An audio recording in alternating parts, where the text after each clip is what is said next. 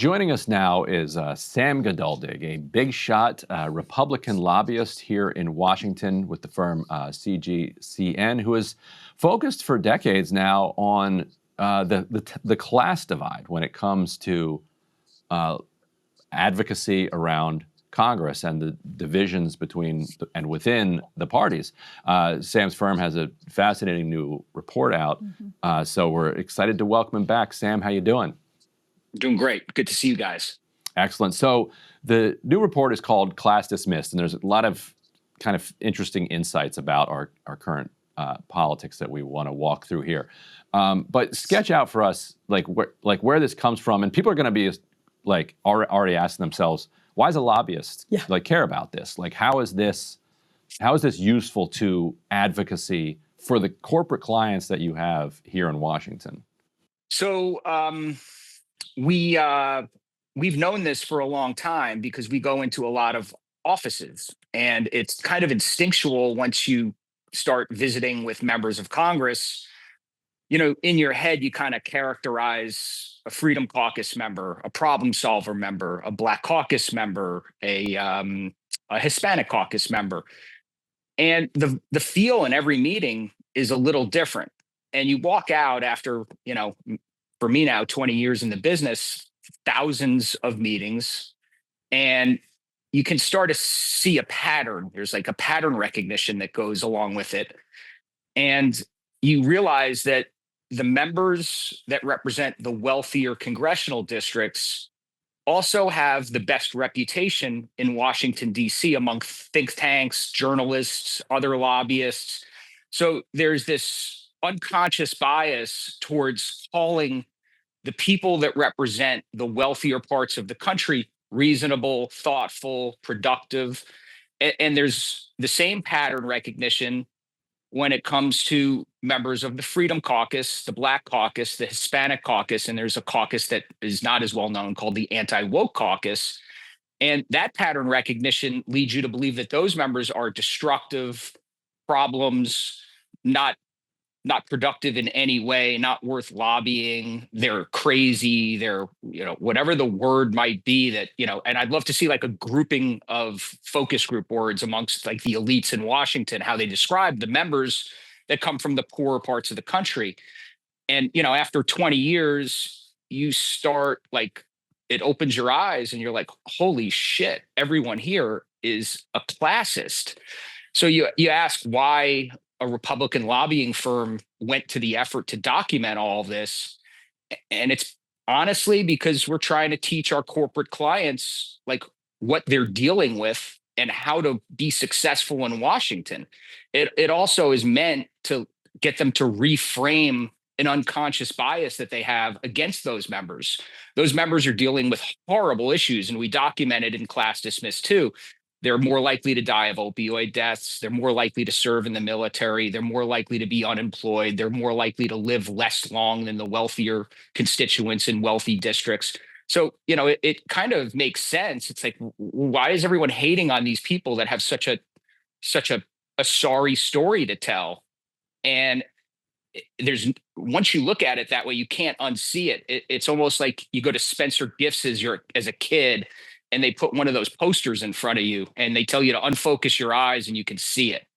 And it's like, once you see it, you can't never see it again. So I feel like a little bit like we're screaming into, a void, just telling everyone what we see. And more people are starting to see it. Trump certainly awakened that, like pundits and the way mainstream news media cover Trump's win in 2024.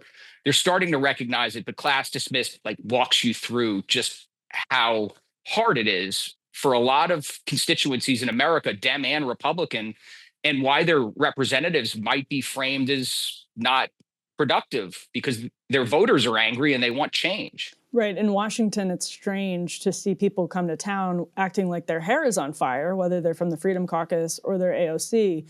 But what your report shows is that they're coming from places where their hair should be on fire. It would be irrational for them to not be furious at the system and focused on overturning it or fixing it or change it, however you want to say. But let's put this graphic up on the screen. You found the 30 wealthiest districts. 7 of them are GOP representatives, are represented by Republicans, and 23 are represented by Democrats. Similar breakdowns just in other metrics that you guys looked at, Sam, but this is kind of you're putting numbers to the realignment. What has kind of, maybe Trump was the first to really recognize it in modern political history, but the underpinnings, quantitative underpinnings of the ideological realignment. Do you see it that way? Is that how you talk about this when you're going into, meetings with people corporate clients that may have been used to sitting down and having a pretty open ear in Republican offices, and that's not always going to be the case this time around? Yes, 100%. So that's the purest distillation of the data, and we go really deep into other metrics, but the 30 poorest and 30 wealthiest proves the point that there's an old conventional wisdom that Republicans will reflexively help the business community and maybe specifically the Fortune 500.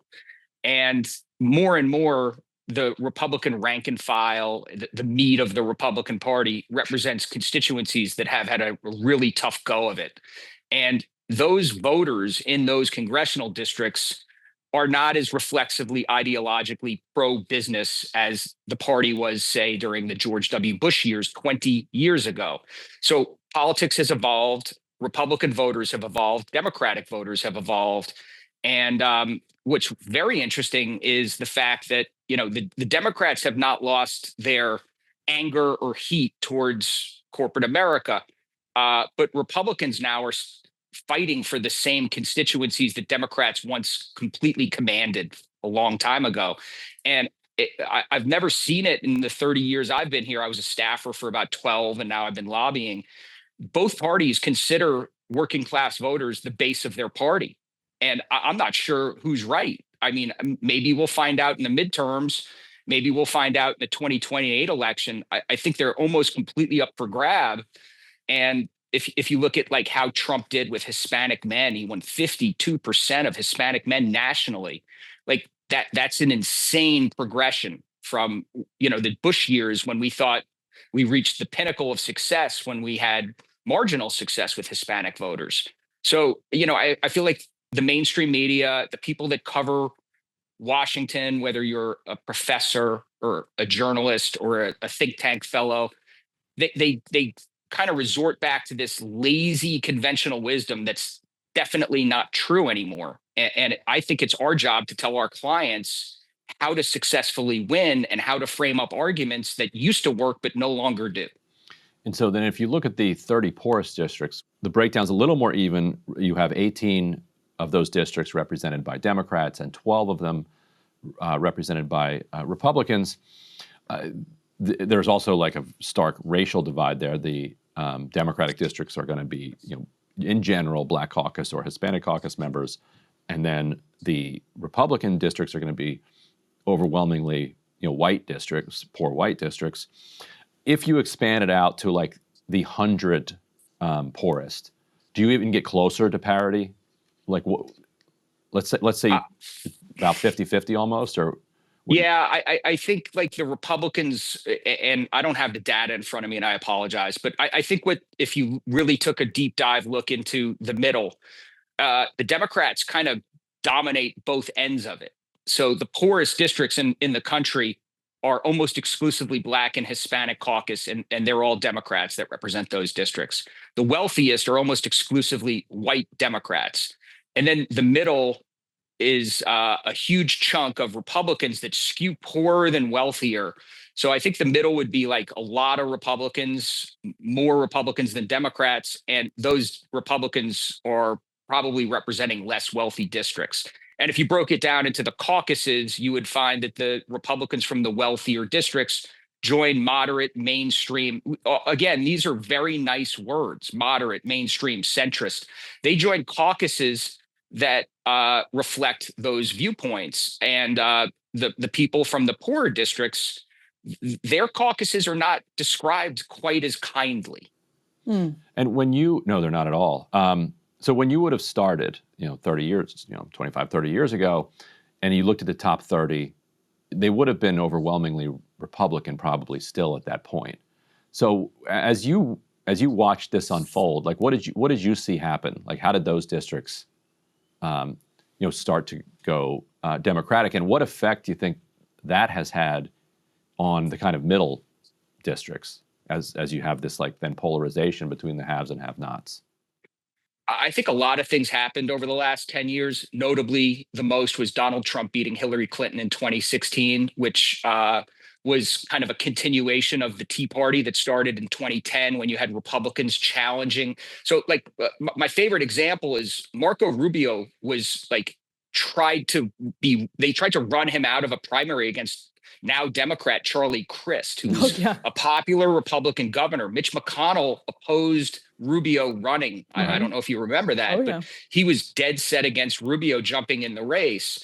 And now he's a fantastic. Maybe you disagree, Ryan, but he's certainly a competent Secretary of State And arguably a populist. Right. Like all it proves to me is like the conventional wisdom and the smartest people in the room get shit wrong all the time. Like Marco is wonderful for our party. And now I just think the Democrats are like on a lag behind that Tea Party. And I think we're starting to see it, and nobody documents it better than Ryan Grimm on the left. And I wouldn't pretend to know as much, but Jasmine Crockett challenging Tallarico in Texas, their dream candidate to take a very traditionally red state. They're going to come up with a lot of reasons why she's not productive. She's not helping. She could go on to be a Secretary of State. I've seen her on TV. They platform her all the time. She's in a voting rights district in the House. And here's the other thing that we've noticed. There is a glass ceiling on Black and Hispanic senators and governors moving up into statewide positions. They're very well represented in the House, and a lot of that is because of the Voting Rights Act, which creates minority-majority districts. The states don't have any such governor. So I can't for the life of me think of a reason why Black and Hispanic politicians who represent the base of the Democratic Party have had such a difficult time cracking into statewide elected positions in the bluest of states. I remember when we were talking a long time ago, Ryan, I wrote a check to Donna Edwards to prove a point. And she was running for Senate against Chris Van Hollen, right? Correct. And I guess the point is everyone has to play their role according to this town. And again, the town being think tank fellows, journalists, lobbyists, the smart people. And they put people in these boxes that are I think it's racist. Like, I'd love to hear a Democrat pundit explain to me why Jasmine Crockett shouldn't run. Like, I'd love to just let them just go. We talked just about explain it. We talked about that earlier in the show, and she actually is kind of a perfect K Street candidate in that sense. Had bragged about not taking corporate PAC money. Since has taken enormous amounts of corporate PAC money. Has taken millions in support from crypto. Has been, went on an APAC trip to Israel. So I think some people are going to have some arguments around substance when it comes to Crockett. But your point is a legitimate one that for all of their talk, when it comes to then the Maryland case is a good example. When it comes to a blue state, where the Democrat is going to win, there often is not support for Black candidates. Now, I think who are the two senators now from also Brooks. Oh, so also Brooks did finally break through, but nowhere near where it should be. No, not for a party that has weaponized race.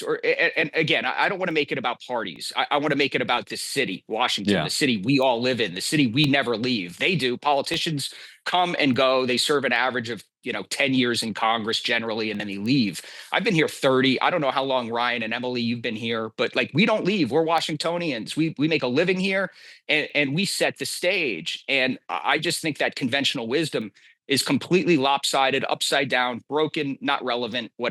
Choose the term you want, but like maybe we're not so smart. Maybe Marco Rubio was one of the best things to happen to the Republican Party. Maybe Jasmine Crockett might be. Who knows? Like, who are we to say? We've been proven wrong so often, it's not funny. Mm-hmm.